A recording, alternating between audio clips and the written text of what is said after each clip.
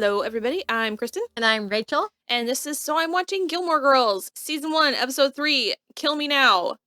This episode was directed by Leonard Nimoy's son. Oh, interesting. I had to look it up. His name's Adam. Huh. Okay, so the big gist of this episode is that Rory has to pick a team sport, which never comes up again. And since Richard knows how to play golf, Emily decides that she's going to learn how to play golf, and Richard is going to teach her at the club. And that is the big thrust of this episode. And then also on the side, Lorelai is insecure.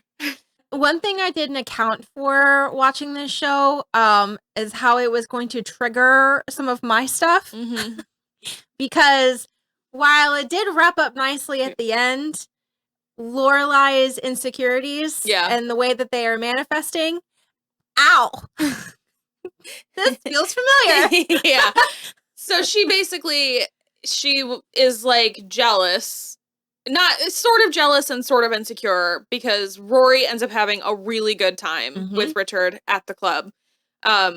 This is definitely the first moment, but like the Rory and Richard relationship is so cute and so nice for the whole series. They like get in fights, but it's really, really a wonderful relationship. And I think the thing with Lorelai, obviously, is that she just so completely was like, this is not for me. And so for Rory to be like, this is kind of fun sometimes, is like, yeah. Yeah. Well, but it's just the like, well, I hate them, so you should hate them too. Yeah. And I hate that life, so you obviously should hate that life too. And it's just like, your kid's their own person. For sure. And I think it's like, what's interesting to me is that Rory she ends up being very comfortable in both worlds. Like, because she ends up doing more and more stuff with Emily and Richard, but it also is, she loves living in Stars Hollow, but it's like,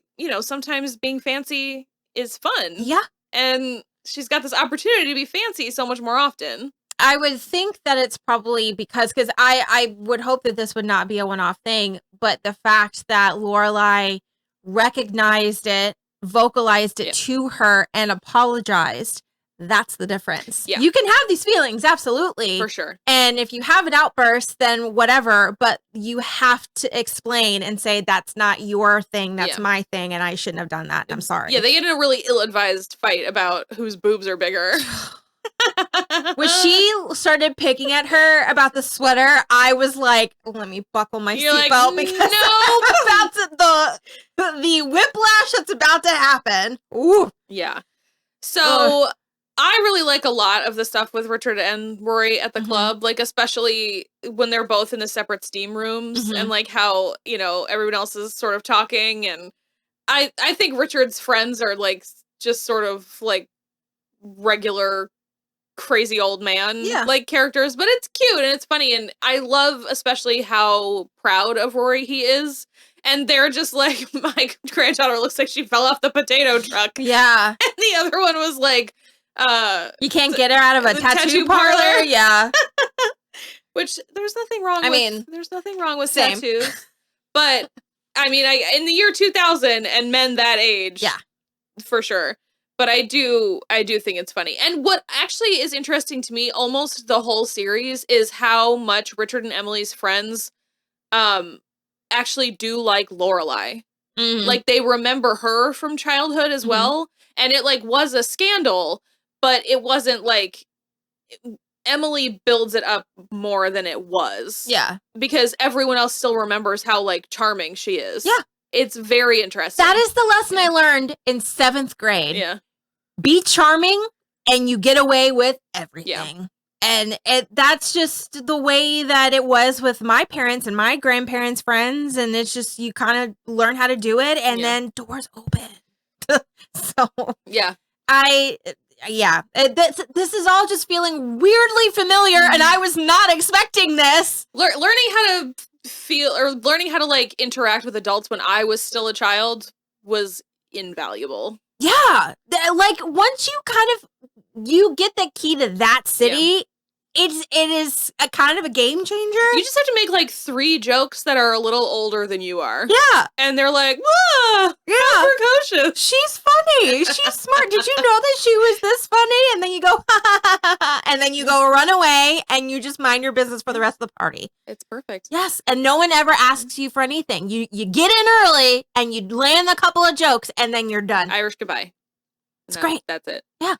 The B plot of this episode is a double wedding taking place at an inn between 2 sets of twins. Disgusting. And they're also total assholes. Yeah, and then the mom is like, do you have children? Do you hate them? And she's like, no. And she was like, I said out there, it's your job to rear these children. I mean, if they're like, yeah, they got something kind of built in, whatever, faulty from the manufacturing line, sure. But I think the important part is that they're wealthy enough to have booked out this hotel for like several days for this wedding. She didn't raise those girls. That is true. And the men seem better. Yeah, the men seem fine. But I also just think she's hilarious. How like over like done and over it she is, and how much she loves Lorelai because the masseuse that looks like Antonio Banderas is coming. Well, and the fact that she gave Lorelai her credit at the end, she like didn't try to take all the credit for it. No. Yeah, she's. I like that character, that mom character. Yeah, I thought she was funny, and the wedding was pretty. Sure. It's like, this is just a lot of purple tulle. I like purple, and it's everywhere. That's fine. Yeah. There was also, though, another woman wearing a white dress. Okay. Did you catch that too? Yeah. Because it was like one of those bubble tops. Yeah. From far away, that's what it looked like. But up front, it was like a weird texture. Yeah, it was sort of like... Yeah, ripply. And then the other twin went by, and I was like, what? Yeah. It was very jarring. Super weird. And then the C plot is... Jackson doesn't have strawberries for the strawberry shortcake, but he has blueberries, and he and Suki cannot get past it. And so she like sees strawberries in the street, and then he like happens upon her piling up the strawberries, and then they chase each other through the streets. I love it. It was very funny. I love it so much. It's super silly. Any good fashion moments in this episode? Lorelai's purple dress. Yes. The wrap around the on the tie neck. at the end. Yeah, agreed. I liked Rory's hair at the end too, the curls in her hair. She doesn't do that very often, but I like it. And Rory, it's not good, but we can't discount Rory's hat. Oh yeah. Rory's golf hat. Yep. And I also think Luke looks especially hot in this episode. Yeah, he did. He looked very hot. Let's hear it for Scott Patterson. Just a grumpy man in a chambray shirt. Over top of a t-shirt.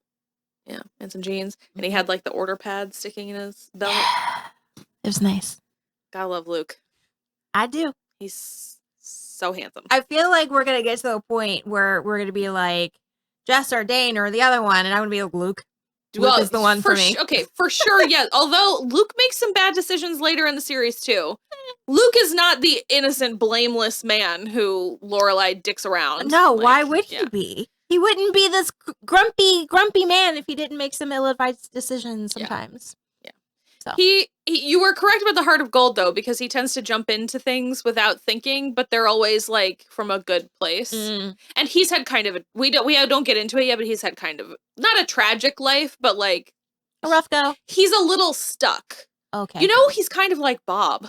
Oh. Bob's Burgers. Okay. Bob, because his mom died when he was young, and then his dad died in a nebulous time before the show started, and so he took over. The diner used to be a hardware store, which is why it says... okay. I was confused. It was his dad's hardware store. Got and it. so he didn't care about hardware, but he likes to cook, so he opened a diner. Got it. Okay. Yeah. Okay. Yeah. Okay. There was no Lane in this episode and no Chilton in this episode, but next episode is a real big Chilton episode. Okay. So, and we also saw Babette again, and she, Cinnamon, the cat, was stuck under the house, but he got out by himself. He did. And then Maury was playing the piano. Maury plays the piano. He's like a jazzy beatnik. Cool. And I told you, which is 2 episodes from now, we see the inside of their house, and it's very funny. And I think you'll like it. Okay. All right. Well, I think we're going to watch the next one, and we'll be back. Bye. Bye.